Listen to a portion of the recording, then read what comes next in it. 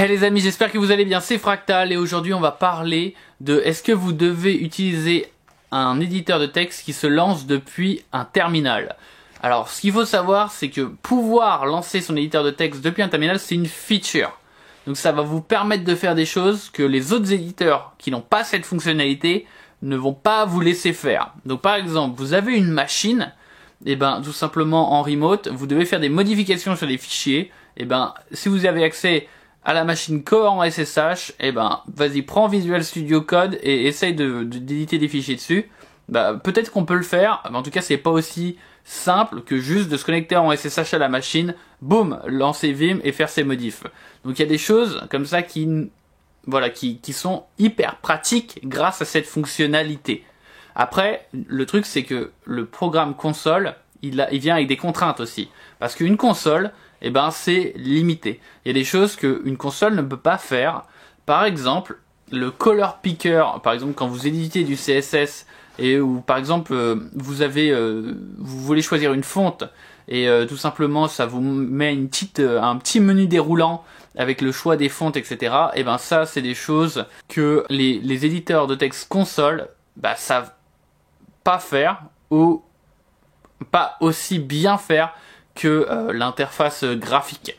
Donc en fait il y a des avantages et des inconvénients aux deux modèles. Ça c'est le truc qui est terrible, il n'y a pas de grand vainqueur. Il n'y a pas de il faut utiliser le terminal ou il faut utiliser l'interface graphique. C'est un compromis et les deux ont leurs forces et leurs faiblesses.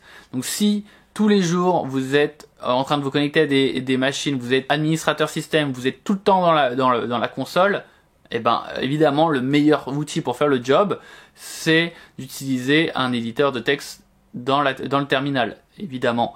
Et le jour où vous devez faire un autre job mais que ça prend pas tant que ça de temps, et ben utilisez la même chose, parce que vous n'allez pas apprendre un nouvel éditeur pour résoudre un problème qui apparaît une fois tous les 6 mois. Donc par contre si vous êtes développeur web par exemple et que vous utilisez par exemple, vous êtes en train d'éditer du CSS et par exemple vous devez choisir une couleur ou par exemple une fonte, etc. Et ben il y a plein de choses de menus contextuels, etc. qui peuvent apparaître grâce à une interface graphique et ça va vous permettre de travailler beaucoup plus vite.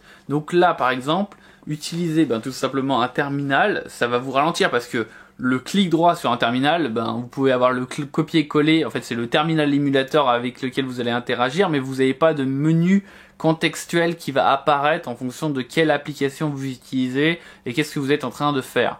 Donc en fait le terminal va vous ralentir. Donc c'est évidemment pas le meilleur outil.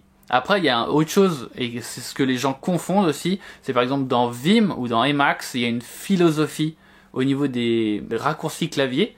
Et donc utiliser les raccourcis clavier par exemple de Vim dans un éditeur graphique, ça fait totalement sens, mais ce n'est pas corrélé avec le fait d'utiliser un éditeur dans le terminal.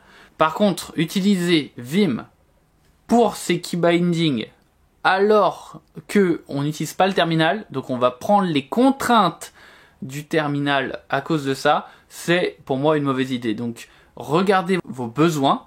Est-ce que vous avez besoin et est-ce que vous utilisez un terminal?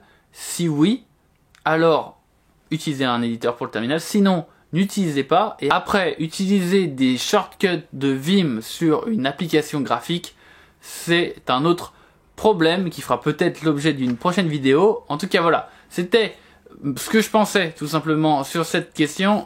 N'hésitez pas à réagir dans les commentaires, à me dire ce que vous en pensez.